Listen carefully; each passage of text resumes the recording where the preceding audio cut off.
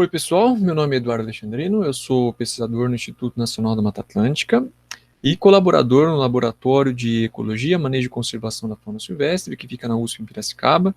E eu preparei essa palestra aqui especialmente para a mesa redonda 4 do Simbioma, chamada O Cidadão como Peça-Chave na Ciência, Conceitos, Aplicações e Desafios nas Ciências da DAN. A minha ideia com essa apresentação, né, o objetivo dela é levar um pouco mais de conhecimento sobre ciência cidadã ao público que está me vendo. Só que, como eu sei que a ciência cidadã ela é um tema bastante complexo, até para quem nunca trabalhou, é um pouco difícil entender até onde ela vai, né, a ciência cidadã. Eu prefiro trazer, ao invés de definições exatas, trazer mais uma reflexão. Vou, lógico, passar alguns conceitos já conhecidos, mas vou fazer bastante reflexão com vocês, inclusive utilizando algumas historinhas sobre o projeto Vi uma Ave usando pulseiras, que é o projeto de ciência cidadã que eu executo, da qual eu aprendi bastante, na marra, sobre o que é ciência cidadã. Certo? Eu acho que vai ser bem legal dessa forma. Vamos à nossa palestra, então. Bom, eu vou primeiro começar como é que eu pensava que era ciência cidadã, assim como eu acho que vários pensam dessa forma, como eu vou apresentar agora, né? Ciência cidadã, eu sempre tive essa ideia de que era uma ótima ferramenta para juntar pesquisadores e cidadãos, colocarem ambos no mesmo patamar e ambos executarem pesquisas científicas em conjunto, certo? Seja os pesquisadores levando o problema aos cidadãos e pedindo auxílio aos cidadãos para que eles ajudem a coletar dados, a analisar dados, certo?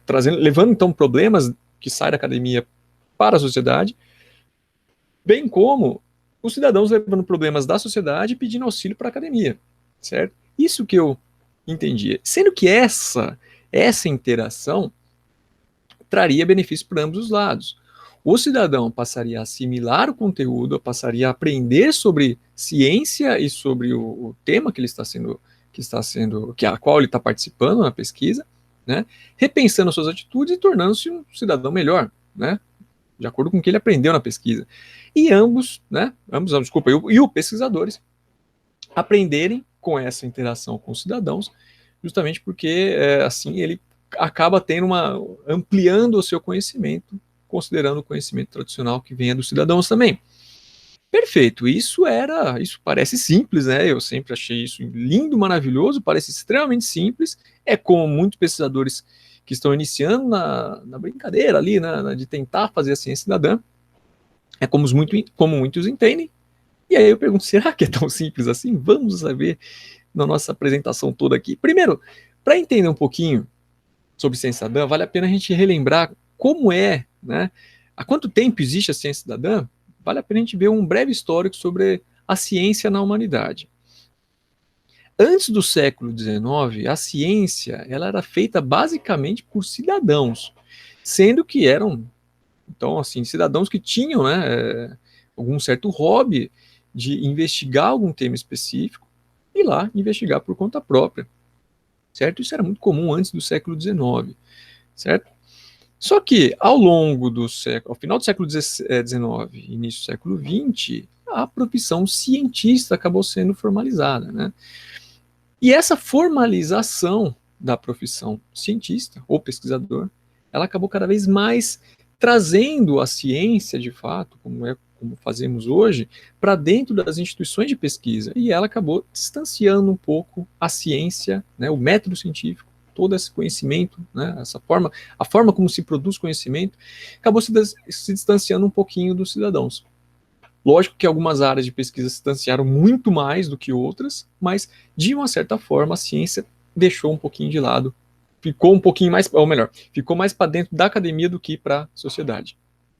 Sabendo desse caso ao longo do século XX, surge então o termo ciência cidadã. O primeiro que apareceu foi o Alan Irving, nesse livro dele, onde ele alertava, o seguinte, a ciência ela deve servir aos interesses dos cidadãos. Então foi uma forma de mostrar aos pesquisadores da época que, peraí, estamos esquecendo para que serve a ciência. A ciência tem que servir aos cidadãos.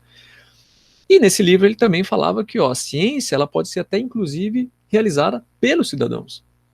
O Alan Irving era um cientista político, certo? Só que, em 1996, o termo ciência cidadã também surge dentro da ornitologia. Esse aqui é o Richard Booney, ele é ornitólogo, e como vocês podem ver, a ornitologia é uma das áreas que não sofreu muito com o distanciamento, né, da ciência. Na verdade, a ornitologia sempre considerou relatos, observações de aves feitas pelos cidadãos, certo? E por isso mesmo, o conhecimento sobre ciência cidadã que os ornitólogos carregam muito, eu venho da área de ornitologia também, é essa aqui, do Richard Booney. Olha como ele falava, ó, projetos científicos em que amadores fornecem dados, como observação de aves, para cientistas, em que, em troca, adquirem conhecimento científico, sendo então estabelecido um benefício mútuo. Então, os ornitólogos, ecólogos, nesse ponto, ficavam olhando mais que deve ser interessante para aumentar a coleta de dados. Vocês podem perceber que são conceitos um pouquinho diferentes, certo? E quando a gente olha no mundo a ciência cidadã, peraí, já chego no próximo slide, o que eu precisava falar para vocês é isso aqui antes, é que o termo ciência cidadã, então, ele é extremamente nova, né, a partir da década de 90, mas cidadãos atuando na ciência é uma coisa extremamente antiga, e como hoje a gente identifica a ciência cidadã, como os cidadãos participam da ciência, como hoje a gente identifica, né, ciência cidadã, é uma coisa também bastante antiga. O que eu queria dizer é isso aqui, ó, a partir da década de 90, então, dos anos 90, a abordagem ciência cidadã ela passou a ser utilizada numa infinidade de temas de pesquisa no mundo inteiro. E temas de pesquisa que tinham diferentes objetivos, diferentes contextos científicos, diferentes formas de envolvimento com o cidadão também, né? E hoje, quando a gente joga no Google o que é ciência cidadã, aparece até lá uma definição proposta pelo Wikipedia, que quando eu leio, muitas vezes eu não acho que essa é a melhor definição, né? Que nem, ó, ciência cidadã é um tipo de ciência baseada na participação informada, consciente e voluntária de milhares de cidadãos que geram e analisam grandes quantidades de dados. Nem sempre você precisa ter milhares de cidadãos para ser uma ciência cidadã. Vocês já vão perceber ao longo dos exemplos que eu vou passar aqui, principalmente com aves usando pulseiras. E o que é interessante é assim, quando a gente olha os registros, tem mais de 7 milhões de registros sobre o que é ciência cidadã. E quando a gente vai olhar a imagem, pior ainda, começa a aparecer um monte de imagem para tudo quanto é canto aí. E fica até difícil definir exatamente um conceito sobre ciência cidadã que sirva para todas essas práticas que a gente encontra, né? O que vale a pena destacar agora é que, bom, conforme vários usos foram aparecendo sobre ciência cidadã, a gente já encontra vários sinônimos até, né? Eu vou falar em português, embora eu tenha colocado em inglês aqui, como ciência participativa, ciência com base na comunidade, a ciência 2.0, ciência aberta, ciência feita por amadores. Tudo é meio sinônimo de ciência cidadã, uma certa observação aqui, né? E também, como os cidadãos são tratados dentro das pesquisas, varia, os nomes variam demais, ó, participante, voluntário, parceiro, colaborador. Tem um aqui que era um projeto de ciência cidadã para ver se pessoas conseguiam perceber tremores sísmicos, então eles eram considerados como os sensores humanos. Enfim, tem uma infinidade, eu sugiro que vocês leiam esse artigo que está aqui, da Eitzel, bem interessante, fala todos esses conceitos que apareceram, todas essas terminologias de ciência cidadã que apareceram. Bom, vamos lá. Onde e como o cidadão entra na pesquisa, né?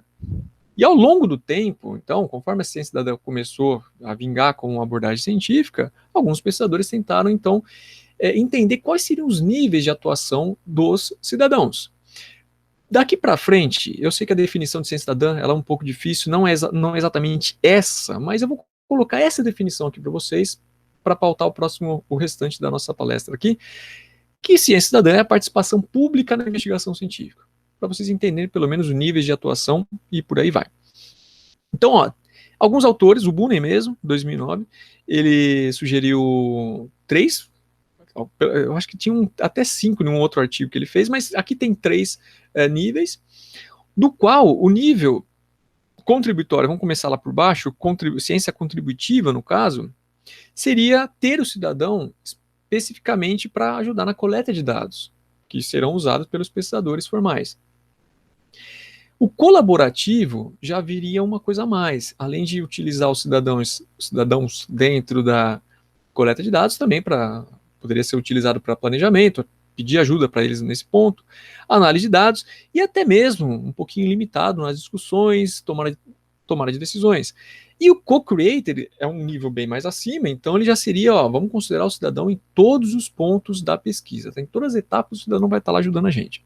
Legal? E existem outras formas, na verdade outras formas foram também lançadas de categorizar esses níveis de atuação do cidadão.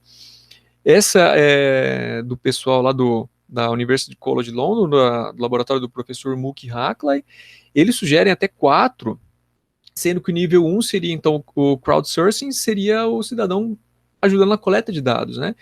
E vai subindo, né, a atuação, como eu já mostrei no slide anterior, até chegar no extreme. O extreme, o extremo seria fazer o cidadão fazer praticamente todo o serviço não, toda a pesquisa, tá? Com pouquíssima atuação do pesquisador formal. Legal? Ambas, quando a gente olha ambas, o que tem que ficar claro, né, embora existam variações entre essas duas classificações, é que os níveis mais baixos, eles têm sempre o menor protagonismo dos cidadãos, eles acabam fazendo algumas umas atividades mais básicas, sendo que o maior protagonismo do cidadão nessa pesquisa acaba sendo nos níveis maiores. O que pode acontecer, não é regra, mas o que eu tenho visto é que nos níveis mais baixos, geralmente você abarca mais pessoas, né? Tem mais pessoas participando, e nos níveis mais altos, geralmente fica um público menor. Não é regra, de novo, mas em alguns projetos a gente acaba encontrando essa certa tendência. Mas eu faço uma pergunta para vocês, já que a gente está vendo esses níveis aqui, qual nível será que o conhecimento no cidadão acaba sendo melhor assimilado? E outra, qual nível da pesquisa teria melhor benefício mútuo, tanto para o pesquisador quanto para o cidadão? É umas pequenas perguntas de reflexão. E para a gente entender um pouquinho melhor isso aí, teríamos que ver também os princípios da ciência cidadã, para entender mais ou menos em que nível funciona. São 10 princípios que a Associação Europeia de Ciência Cidadã propôs, mas, pelo amor, Eduardo, calma aí, você já está falando bastante teoria. Vamos dar um break, vamos para a historinha, senão vocês vão dormir todos. Então vamos lá, vamos para o break entre aspas, né? Eu vou para uma historinha, para vocês entenderem bem como é importante a gente saber os princípios da ciência cidadã. A historinha começa comigo em 2016, olhando um pouco o comportamento do número de observadores de aves que existem no Brasil, que subiu absurdamente durante, pelo menos, ainda está subindo, né? E naquela época eu falava, rapaz, que legal, o pessoal já observa aves e espontaneamente já gera dados de espécies que são compartilhadas em várias ferramentas online de ciência cidadã do tipo crowdsourcing, como é o eBird, o Taxels, o Wikiaves, Biofaces, iNaturalist e vários por aí. Só que, pensando no público brasileiro, né, de observação de aves, falei, rapaz, se essa turma já observa aves, espécies, será que eles já seriam capazes de a gente utilizar esse público para coletar dados mais específicos sobre as aves? Eu estou falando sobre indivíduos, não mais espécies.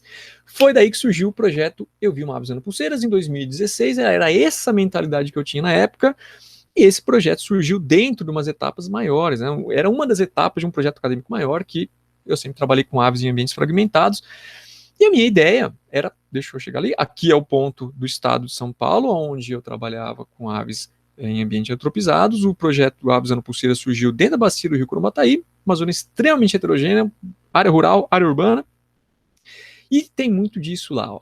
Você tem fragmentos florestais que restauraram passivamente.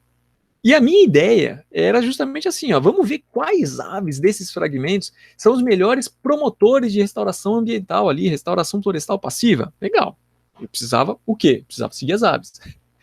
Então comecei a fazer uma pesquisa ecológica tradicional, capturar as aves, marcar, medir elas, tudo, mas aí eu pensei, essas anilhazinhas aqui, se a gente colocar umas anilhas coloridas e individualizar cada indivíduo de aves, né, a gente começa então a ter a possibilidade de, cadê aqui, ó, se alguém vê essa ave, né, por exemplo aqui, ó, você tem esse aqui eu capturei nesse ponto, e aí alguém viu nesse outro ponto. Poxa, que legal. Então você começa a ter a possibilidade de rastrear, né, de monitorar o movimento dessas aves com participação pública. Bora lá, Eduardo, vamos lá, vamos fazer isso em 2016, 2017. Então, criei um sistema de identificação para cada indivíduo dentro da espécie. Boa, perfeito. Só que, lógico, eu tinha que saber se eu estava fazendo ele num ponto certo do Brasil. Então, vamos lá. Primeiro levantamento que eu fiz, aonde estão os observadores de aves do Brasil? Peguei o Wikiaves, o número de observadores que tinham lá cadastrados, e vi que no estado de São Paulo era um público absurdo, bem grande, né? É o maior público observador de aves está no estado de São Paulo. Legal. Joguei isso nos municípios e vi que no município, lá onde eu estava trabalhando com esse projeto, onde eu queria lançar ele, já tinha bastante observador de aves. Então, o meu nível que eu estava querendo fazer era o contributório, né? O nível mais básico da coleta de dados, fazer as pessoas coletarem esses dados. Que bom, Eduardo, vamos lá. Essa turma, então, já que mora bem perto ali, acho que vão poder te ajudar. Perfeito, vamos ver? Então, legal. Saí recrutando voluntários, espalhei esse projeto em vários posts do Facebook, passei em documentário na televisão também local, dei palestra sobre o evento, cadastrei no CIVBR, que é o SciStarter, 2 canais, né, online aí que você cadastra o seu projeto de ciência cidadã. E todo mundo que se interessava pelo projeto, antes tinha que fazer respondia para mim coisas bem rápidas. Onde você mora, né? Quanto tempo você observa aves? Para eu saber o perfil das pessoas. Então, respondiam esse questionáriozinho. Vamos ver o nosso resultado. Então, eu tive 302 interessados. Pô, interessante. 222 eram residentes do estado de São Paulo. E 155 moravam perto ali dos meus fragmentos.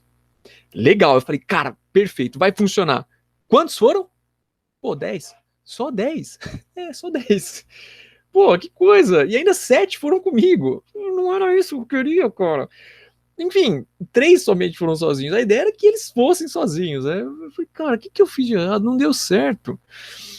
Enfim, final da história, assim, nesse ponto, né, esses 10, quando eu comparava, né, o que eles viram com o que eu e a minha equipe via em campo, a gente viu que nós vimos muito mais aves anilhadas do que eles. Então não deu certo. E por que não deu certo? Isso que vale a pena ver. Eu tentei cativar as pessoas trazendo um espírito competitivo. Você vai ser o único cara que vai ter aquele registro daquela ave com anilha amarela e azul, por exemplo, né? Aquele Manacus, esse aí é o Manacus que está aqui na foto, amarela e azul, que é o que acontece muito com o público do Wikiaves, né? Tinha fácil acesso aos fragmentos. E eu sempre falava para todo mundo, vai lá, cara, é muito bom, você vai ajudar na ciência cidadã, né? Dessa forma eu falava.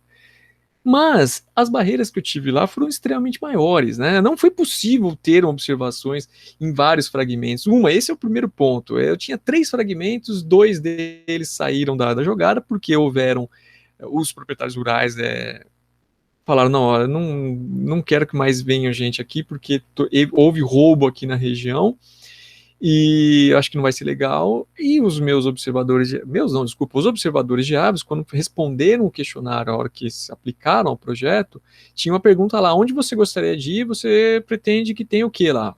A maioria falou, não, que lá tenha baixos índices de criminalidade. Então, assim, a turma já não ia mesmo. Esses locais não ofereciam segurança, né? Outra, havia poucas espécies atrativas aos observadores. E um dos pontos piores, eu não tinha como dar um feedback imediato ao que eles viam em campo. Eu criei um aplicativo, falei, gente, vou fazer um aplicativo, vai ficar lindo, maravilhoso. Só que esse aplicativo funcionava como? Você só mandava o seu registro, não tinha nada em troca. Então, simplesmente, eu não dei recompensa, não ofereci recompensa nenhuma para os meus voluntários. E é por isso que o projeto não funcionou, Eduardo? Claro que não, ele não ia funcionar mesmo. Isso foi em 2016 para 2018. Em 2018 participei da última, esqueci o nome lá, o Congresso Europeu de Ciência Cidadã. No que eu apresentei isso lá, as primeiras coisas que me perguntaram, falaram, você seguiu os princípios básicos da ciência cidadã? Na época eu não sabia. E olha aqui os princípios básicos que existem dentro da ciência cidadã. Tanto os cientistas como os cidadãos beneficiam da participação. Quando eu lancei esse projeto dessa forma, só eu iria me beneficiar, não era legal.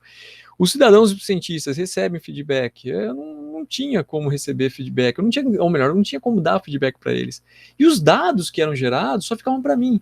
Eduardo, você não conseguiu bater nos princípios básicos da ciência cidadã. Isso aqui são 3 só dos 10 que existem. Não deu certo. Bom, toda a historinha que eu contei agora está aqui nesse artigo, tá publicado. Sugiro que vocês deem uma lida lá, tem várias coisas novas também ali, mas eu preciso seguir um pouco mais. Por quê? O que foi interessante, assim, por mais que não deu certo, eu comecei a receber mensagens deste tipo. Eduardo, eu vi uma ave anilhada. Olha aqui, uma ave na Brigadeira Luiz Antônio, no meio de São Paulo. É sua? Eu falei, não, claro que não é minha. Só que isso demonstrou o quê? Existem várias aves anilhadas, vários alinhamentos sendo feitos no Brasil, e o cidadão não tem aonde questionar isso. Não sei, ou melhor, comprovar de onde veio essa ave. Hoje você só consegue se você capturar, né? A Nilotsemab, ela tem lá uma sequência, tudo, mas você tem que capturar ela e ver o que tá. De longe, ninguém consegue saber. Então eu falei, cara, não, peraí, o aves dando pulseiras tem como funcionar. Existe uma demanda no Brasil. Vamos tentar contornar então? Vamos fazer o seguinte, vamos tentar usar espécies mais fáceis de serem observadas, não aves florestais. Vamos pegar uma ave mais cativante, talvez, e se a gente tentasse em áreas urbanas? Então, tá aí o segundo historinha que eu preciso contar para vocês. Esse aqui é o campus da Luiz de Queiroz, é o campus da Exalc USP em Piracicaba, vários alunos, várias pessoas andando por ali, eu vou dar um zoom aqui na fotinho, preste atenção aqui na imagem aérea, e esse é o ponto do Laboratório de Ecologia, Manejo de Fauna Silvestre, que no mês de 2018, dia 5 de novembro de 2018, eis que aparece uma siriema, um filhotinho de siriema, um filhotão já de siriema ali na frente do laboratório.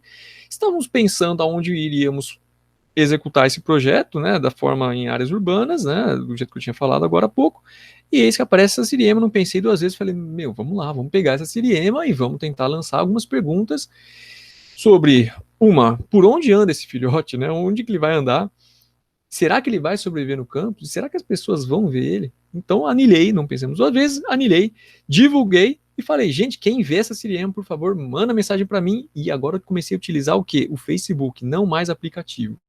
Tá? Falei, bom, vamos lá, vamos pelo Facebook, na comunidade da Exalc. E aí, no próximo dia, eis que me aparece o primeiro resultado interessante. Alguém me manda essa foto com a ave anilhada e uma família. Gente, perfeito! Esse foi o resultado que eu encontrei ou melhor, foi o resultado que nós tivemos, né? Até dia 4 de abril foi os dados que foram publicados.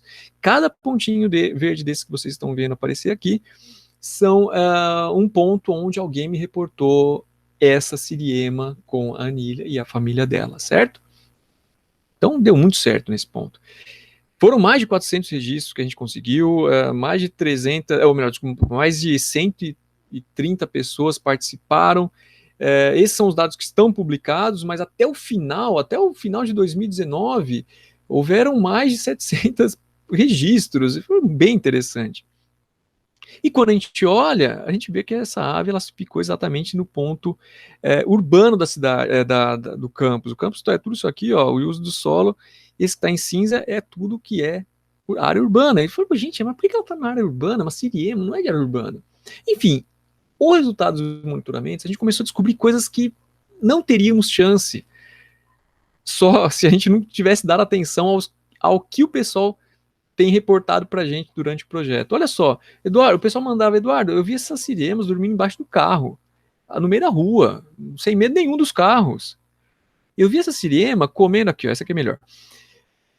Comendo ração de gato. Isso tem algum problema? Ou seja, os problemas começaram a ser levantados junto com os cidadãos. E eu não tinha resposta para isso. Eu falei, bom, vamos começar a investigar cada vez mais. Olha aqui, Eduardo, essa siriema, tá vendo aqui a anilha dela?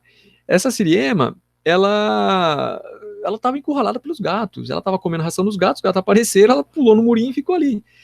Enfim, esses probleminhas começaram a aparecer. Olha que interessante. Olha a siriema onde ela foi.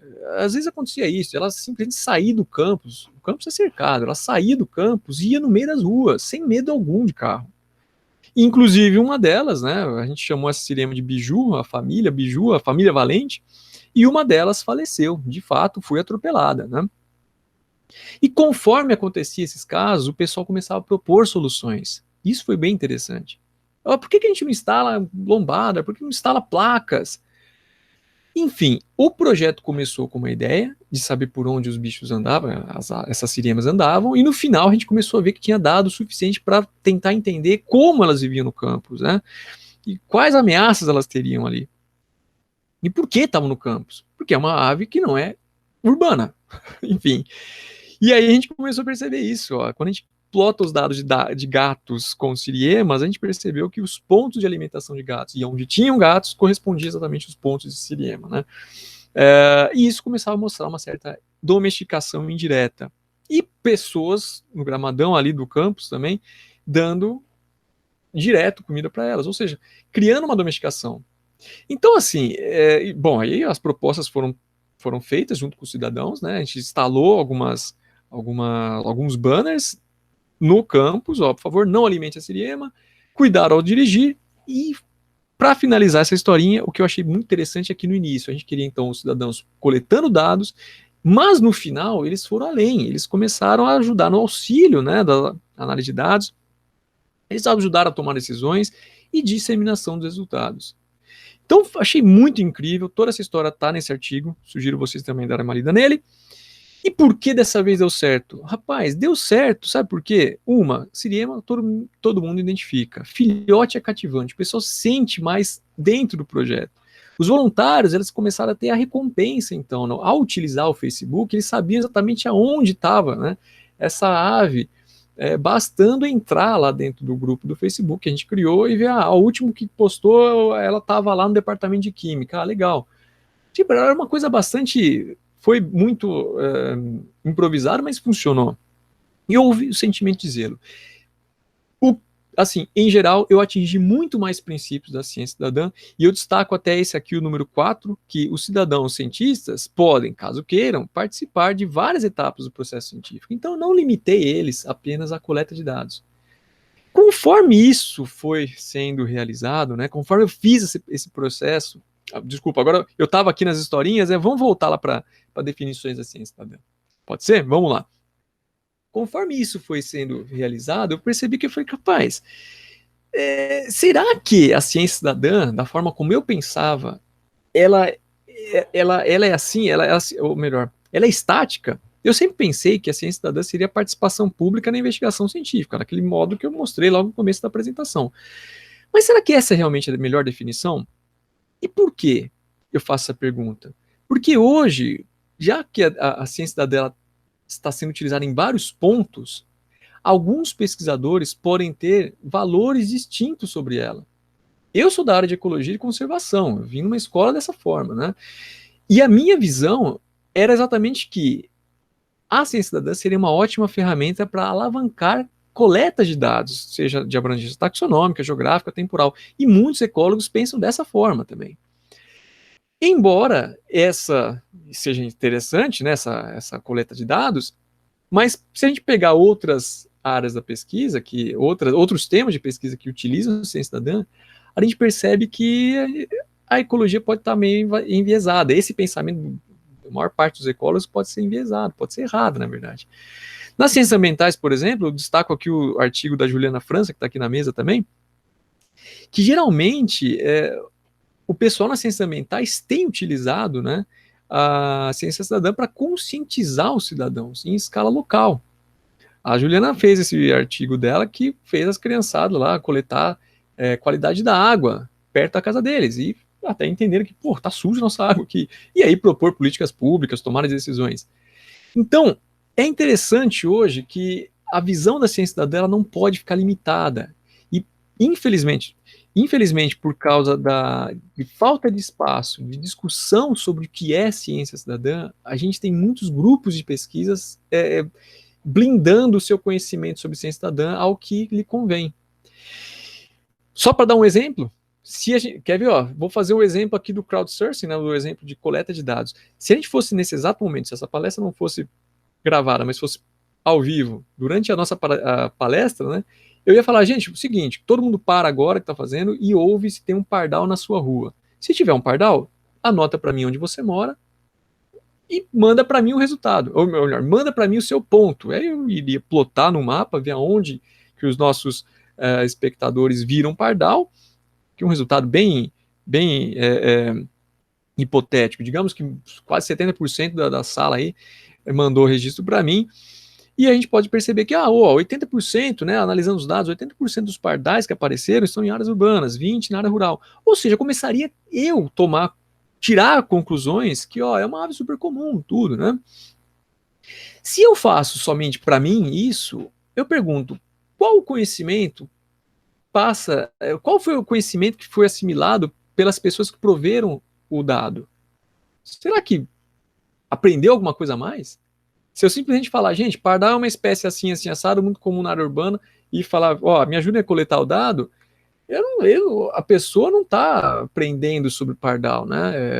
Quem vai aprender vai ser quem vai ver todos os dados. Então, se a gente faz uma ciência cidadã pensando só em coleta de dados, e eu ser o único que vai analisar tudo isso, eu acabo fazendo exatamente o quê? Uma pesquisa tradicional. E a pesquisa tradicional é basicamente o quê? Os pesquisadores executando todas as etapas, né, fazendo todas as etapas de análise mais complexas, onde os resultados desse processo de coleta de dados feito pelos cidadãos, das quais moldaram a pesquisa, e vai ter resultados científicos, ele só vai alcançar de novo o cidadão se esses resultados forem publicados em artigos científicos, houver divulgação dos resultados que estavam nesses artigos científicos e essa divulgação na mídia atingir um dia o cidadão de volta.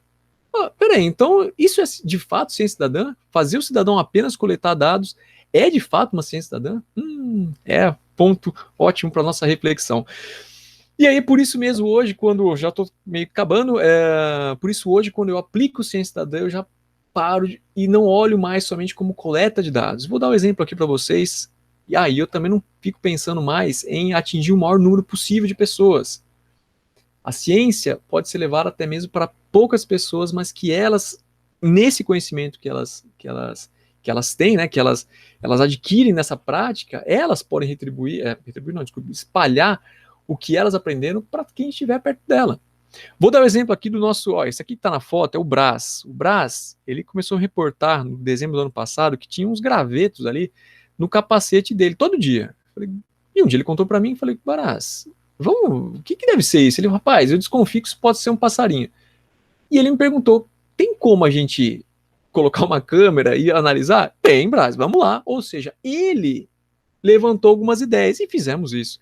E uma delas era uma das aves que eu anilhei durante o projeto Aves Dando Pulseiras.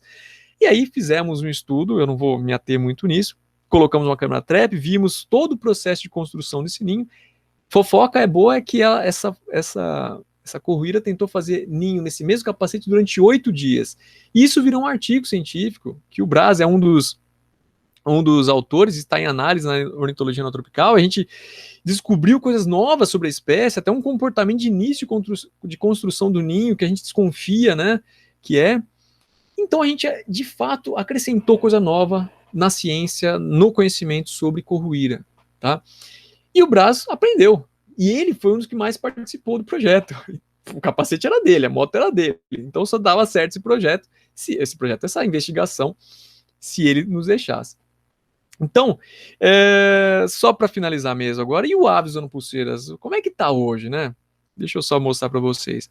O Aves Dando Pulseiras, hoje ele já tem, então, esse contexto de aplicação um pouquinho mais amplo, mas hoje ele está aplicado em 6 pontos da Mata Atlântica, sendo que, ultimamente, a gente tem dado mais atenção para o Parque do Museu de Biologia Meleitão, em Santa Teresa, Mini Tiago São Pedro, Fazenda Elgueiro e RPPN Trapa, Reserva Legada das Águas, pontos onde passam bastante turistas de observação de aves, e trazendo um resultadinho bem rápido para vocês aqui, no Museu de Biologia Meleitão, cada pontinho verde desse é onde uma pessoa me reportou uma ave com anilha, isso entre 7 de outubro de 2019 até 27 de maio agora. Vejam vocês, o parque está bem nessa delimitação aqui, onde está a maior parte desses pontos verdes, mas muitas aves saem do parque. Aqui um exemplo bem legal para vocês. Isso tudo ainda está em análise de dados. A gente está fazendo todas as análises, então vai levar mais um tempinho. Mas aqui, ó, essa ave, por exemplo, o sabiá laranjeira, foram vistas todos esses pontos, certo? Então, de fato, aqui a gente começou a ver que dá para brincar bastante. Essa aqui é basicamente um ponto só das análises. E a gente percebeu ó, que as aves de grande porte iam visitar, inclusive, olha aqui, ó, esse ponto lá que está fora do parque. E aí eu fui lá ver e falei, rapaz, isso aqui é uma cidadã que tem vistas direto para o parque. Ela aprendeu muito mais sobre aves do que vários que participaram. Eu falei, então vamos lá, vamos dar atenção mais específica a esse cidadão. Ela talvez vai ajudar a proliferar todos os conhecimentos que estão sendo gerados com esse projeto. E como um dos princípios da ciência cidadã é você adequar o seu projeto ao que está acontecendo no mundo, quando surgiu a pandemia e todos os pontos onde o projeto foi implementado, houve fechamento para visitação, a gente está trazendo agora o projeto Avisando Pulseiras para a página do YouTube. Então, convido a todos a visitar essa página. Vamos melhorar ela ainda, estamos fazendo o possível para que as pessoas também participem de forma online, são outros desafios, mas, de novo, não posso ficar mais preso que ciência cidadã é apenas participação pública na investigação científica. A gente tem que pensar também o quanto esse conhecimento é embutido no cidadão, bom? E quanto a essa troca também, é muito interessante. Bom, gente, acho que é isso, eu finalizo a minha apresentação aqui, eu agradeço toda a atenção, a paciência e a imagem que é muito ruim, essa câmera aqui é péssima para fazer, para fazer live, alguma coisa assim, e esse projeto Avisando Pulseiras continuará. Se você tem interesse em fazer estágio, escreva para a gente. Vamos ter verba agora para melhorar e vamos tentar consolidar ele no Brasil inteiro. Então tem bastante coisa para ser aprendida pela frente. Agradeço demais a atenção de todos. Vou parar aqui a apresentação. Um abraço, um prazer estar aqui com vocês.